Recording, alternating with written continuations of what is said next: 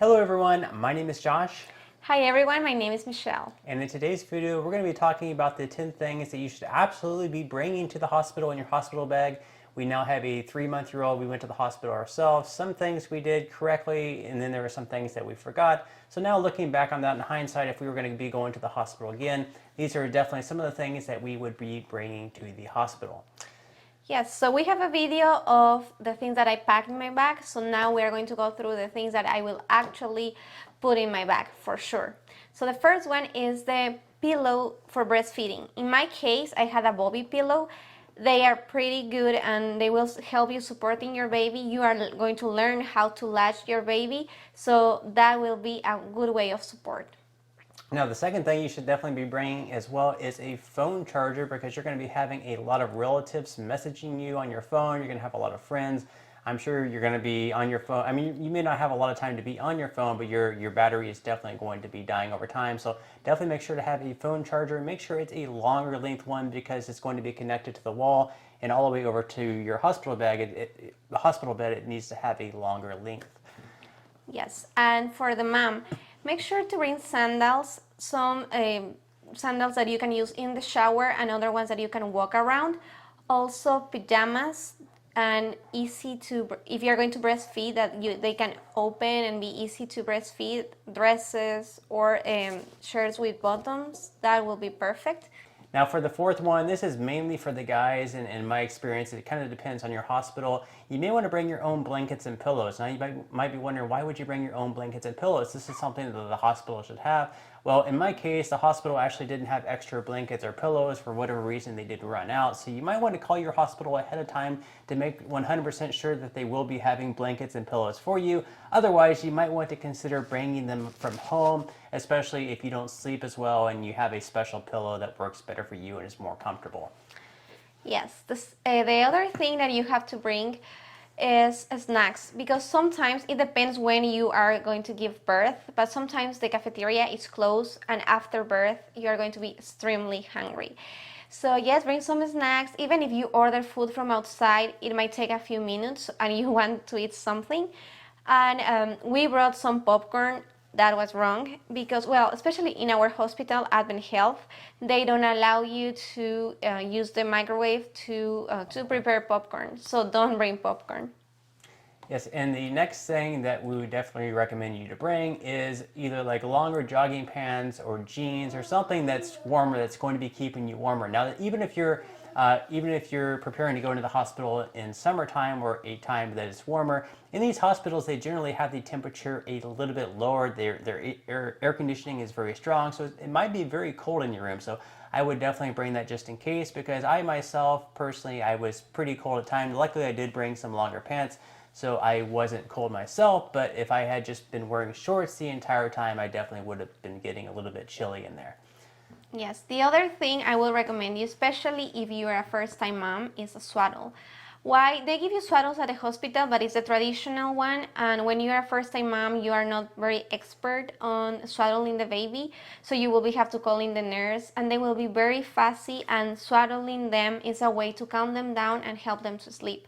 So I brought my Ollie, and that was perfect, because the Ollie is very easy to use. So I would recommend you to have a swaddle that you are familiar with, and the Ollie is one that I will recommend you. Yes, the Ollie is very good just because it has 3 Velcro straps. So you just wrap it over, it Velcros together on one, then it Velcros together a little bit lower, then it Velcros together a little bit lower. They will teach you how to swaddle the baby in the hospital after giving birth, but there's these advanced techniques and it's very difficult. You won't learn it. You're so tired. You might know how to do it. Maybe you're better than us, but it's a very difficult learning process. Now, the other thing that you should definitely be bringing as well is toiletries, so like your toothbrush, toothpaste, deodorant, whatever you wash your face with. They might have this in the hospital, but of course you're going to have like your personal favorites that you like to use, whatever you use to wash your face. They may not have that product in the hospital, so better to get like a travel size or something like that that you can bring to the hospital for your toothbrush, toothpaste. Just have it in your suitcase ready, so whenever you do go to the hospital, you're not waiting there last minute grabbing everything to put into your bag to take to the hospital. Yes, another thing that you need to bring is, if you have long hair like I do, or even if you don't have long hair, you're going to be it's like a hard work when you're in labor, so you want your hair up. Hair tie might be a must for every woman, especially if you have long hair. Also, maternity bras, that is so helpful whenever you are breastfeeding your baby. It's easier, it's just way easier. Yes, and the last thing on our list for the day is to bring both your photo ID, this is for guys and girls, to bring your photo ID and also your birth plan. So whenever you first get to the hospital, they're going to be asking for a photo ID, whether that be a driver's license or anything else, just to get to your room so you can prove that you are who you say you are.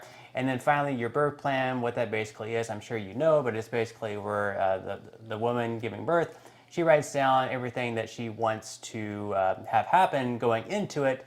Of course, those plans can change. Like you might say you want a natural delivery, that you don't want to be taking any drugs, but then you get into it and you're like, oh, this is a lot of pain, a lot more pain than I was expecting, so I definitely do want to have some type of drug that relieves the pain a little bit more. So that's something you might want to consider going into it, saying that you're not opposed to taking a certain drug or medication. So you might want to write that down on the birth plan. And it's also something that your partner should be having a look at as well before you go into the hospital. Like myself personally, I knew whenever going into the hospital, Michelle wasn't totally opposed to the epidural. She said that she was going to try to do it naturally without any drugs, but of course it's a very painful thing to go through delivery. So she found out at one point that it was just too much pain to go through, and then she did want the epidural. So it's important for the guy or your partner or your mom or dad, whoever's there in the room with you, to know what your plan is and just to be their very best advocate. So it's important to have the birth plan with you, so then the guy or whoever's in the room with you, your mom, dad, parent,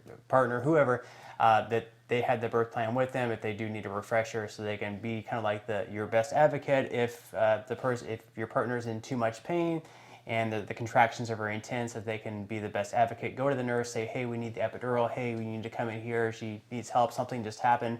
We need to help her out here. So that would be the thing, both your photo ID and also the birth plan.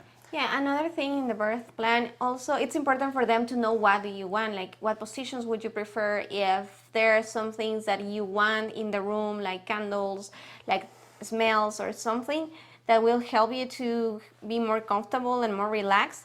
So that's why it's important, and also for you to know exactly what do you want. Things can change, as Josh said, but it's important to bring a birth plan. Yes, I agree. So those are the 10 things on our list for the day. Like I said, that we went into delivery 3 months ago. We brought some of the correct things, but some of the things that we wish we did bring, like the Bobby pillow, things like that. So we do hope that this list helped you guys out. If you have anything else that you would definitely like to add, put that in the comment section below. Anything that you would definitely see as an essential to bring to the hospital. But on that note, we are going to go ahead and wrap up this video. If you enjoyed today's content in today's video, make sure to go ahead and give this video a like, subscribe to our channel if you have not already, and make sure to check out some of the other videos that we have on the channel as well about giving birth, things that you should bring to the hospital, experiences during the first, second, and third trimester, and other things like that. Yes, thank you so much for watching, guys, and we hope you subscribe to our channel and follow us on Instagram. And we will see you guys in the next video.